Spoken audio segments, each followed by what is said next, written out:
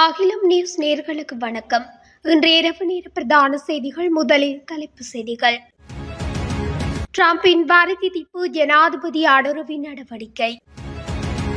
தேசப்பந்து தென்னக்கோன் தொடர்பில் நீதிமன்றம் பிறப்பித்த புதிய உத்தரவு. இலங்கையில் உள்ள சிறுவர்கள் தொடர்பில் வெளியான அதிர்ச்சி தகவல். அனுர அரசில் தொடரும் வன்முறை, கொழும்பில் பாரிய போராட்டம். மீண்டும் சிக்கலில் நாமல், சிஐடி விசாரணைகள் ஆரம்பம். எகிரும் அத்தியாவசிய பொருட்களின் விலைகள், அமைச்சு வெளியிட்ட அறிவிப்பு.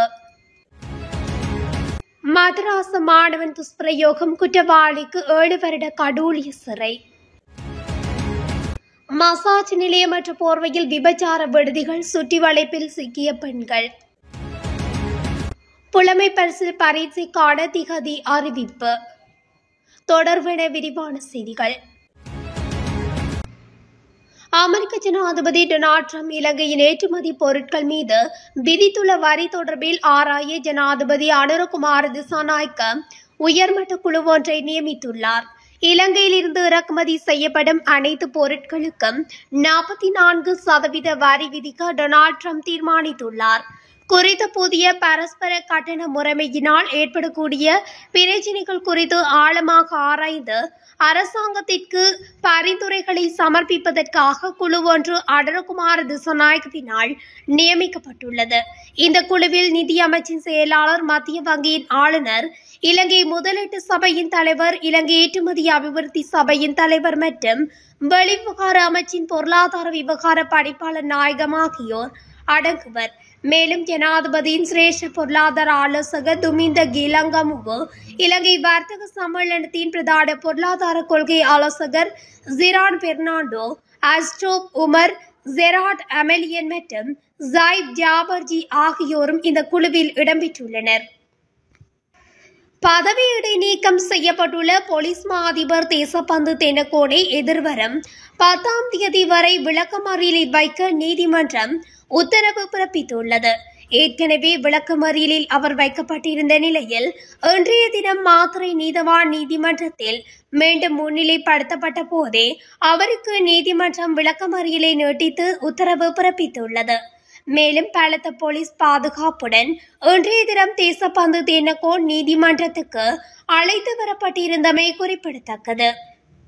ஒட்டிசத்தால் பாதிக்கப்பட்ட பிள்ளைகளின் எண்ணிக்கை அதிகரித்து வருவதாக லேடி ரிச்வே குழந்தைகள் வைத்தியசாலையின் விசேட வைத்தியர் சுவர்ணா விஜி துங்க தெரிவித்துள்ளார். ஒட்டிசம் விழிப்புணர்வு தினத்தை முன்னிட்டு சுகாதார மேம்பாட்டு பணியகத்தில் நடைபெற்ற ஊடகவியலாளர் சந்திப்பில் கலந்து கொண்டு உரையாற்றும் போதே அவர் இதனை குறிப்பிட்டுள்ளார். 2009ஆம் ஆண்டு நடத்தப்பட்ட கணக்கெடுப்பில் இலங்கையில் 93 குழந்தைகளில் ஒருவருக்கு இந்த நிலை இருந்தது. அதன் பிறகு அது தொடர்பான கணக்கெடுப்பு முறையாக செய்யப்படவில்லை. ஒட்டிசத்தால் பாதிக்கப்பட்ட பிள்ளைகளின் எண்ணிக்கை உலகில் அதிகரித்து வரும் போக்கு உள்ளதுடன் இலங்கையிலும் அந்த எண்ணிக்கை நாளுக்கு நாள் அதிகரித்து வருவதாக நாங்கள் உணர்கின்றோம்.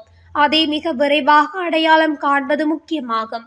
ஆரம்ப கட்டத்திலே அடையாளம் காண முடிந்தால் 90% பேரை 2.5 முதல் 5 ஆண்டுகளுக்குள் சரிப்படுத்த முடியும் என்று அவர் குறிப்பிட்டுள்ளார். பல்கலைக்கழக மாணவர்களின் போராட்டத்திற்கு எதிர்ப்பு தெரிவிப்பதை தற்போதைய அரசாங்கம் நிறுத்த வேண்டும் என இலங்கை ஆசிரியர் சங்கத்தின் பொதுச் செயலாளர் ஜோசப் ஸ்டாலின் தெரிவித்துள்ளார். கொழும்பில் இன்று நடைபெற்ற போராட்டத்தில் கருத்து தெரிவிக்கும் போதே அவர் இதனை குறிப்பிட்டுள்ளார். அவர் மேலும் தெரிவிக்கையில், அனுர அரசாங்கம் ஆட்சிக்கு வந்தது ஜனநாயக ரீதியான பேசும் சுதந்திரத்தை உறுதிப்படுத்துவதற்காகவே.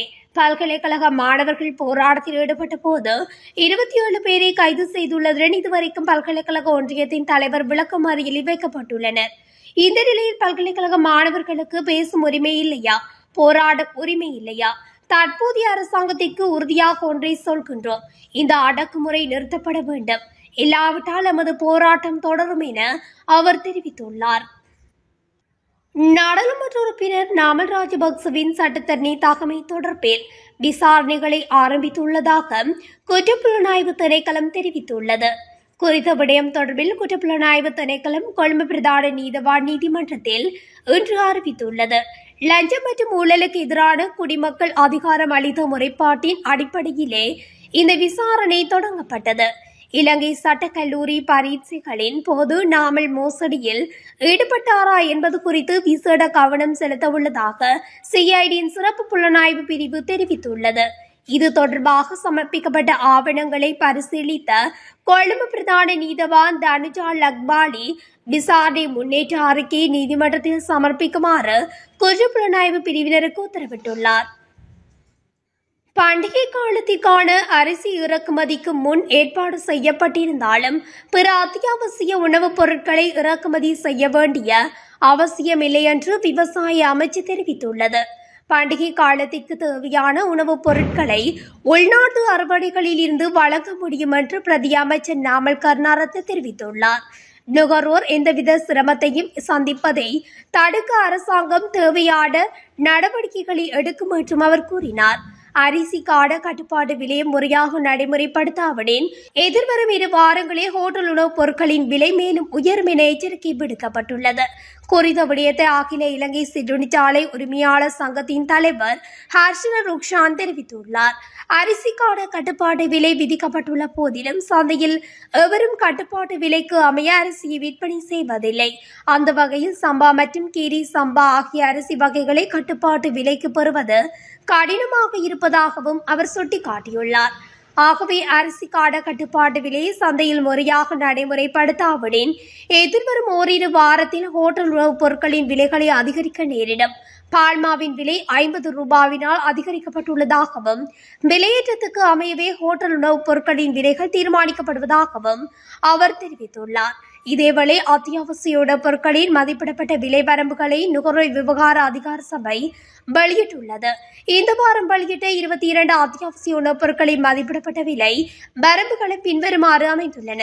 அதன்படி 1 கிலோகிராம் கோதுமை மா 145 ரூபாய் 170 ரூபாய் வரையும், வெள்ளை சீனி 218 ரூபாய் முதல் 240 ரூபாய் வரையும், பருப்பு 260 முதல் 283 வரையும், அத்துடன் இறக்குமதி செய்யப்பட்ட உருளைக்கிழங்கு 140 ரூபாய் முதல் 193 ரூபாய் வரையும், இந்திய வெங்காயம் 140 ரூபாய் முதல் 174 ரூபாய் வரையும், பாகிஸ்தான் வெங்காயம் 100 ரூபாய் முதல் 135 ரூபாய் வரையும் மதிப்பிடப்பட்டுள்ளது. திருகோணமலை கிண்ணியா போலீஸ் பிரிவுக்குட்பட்ட பகுதியில் 8 வயது சிறுவனை பாலியல் துஷ்பிரயோகம் செய்தார் என குற்றம் சாட்டப்பட்ட குற்றவாளி ஒருவருக்கு திருகோணமலை மேல் நீதிமன்ற நீதிபதி 7 வருட கடூழிய சிறை தண்டனை விதித்து நேற்று தீர்ப்பளித்துள்ளார். கிண்டியா கட்டையாறு மதராசா வீதியில் வசித்து வரும் 38 வயதான ஒருவருக்கு இவ்வாறு தண்டனை விதிக்கப்பட்டுள்ளது.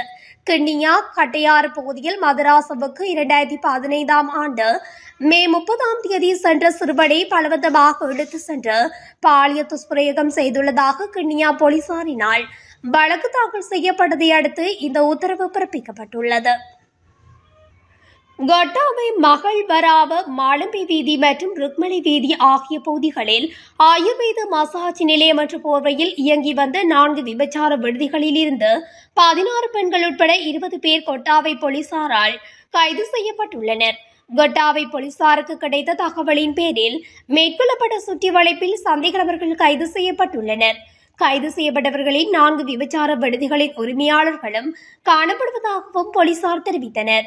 காளி, மாத்தறை மற்றும் பெலியத்தை, வலசுமுள்ள, அனுராதபுரம், ரத்தினபுரி, எம்லிப்பிட்டி, கேகாலை, கம்பகா மற்றும் களுத்துறை ஆகிய பிரதேசங்களைச் சேர்ந்த 18 முதல் 46 வயதுடைய 16 பெண்களே இவ்வாறு கைது செய்யப்பட்டுள்ளதாக கொட்டாவை போலீசார் தெரிவித்துள்ளனர்.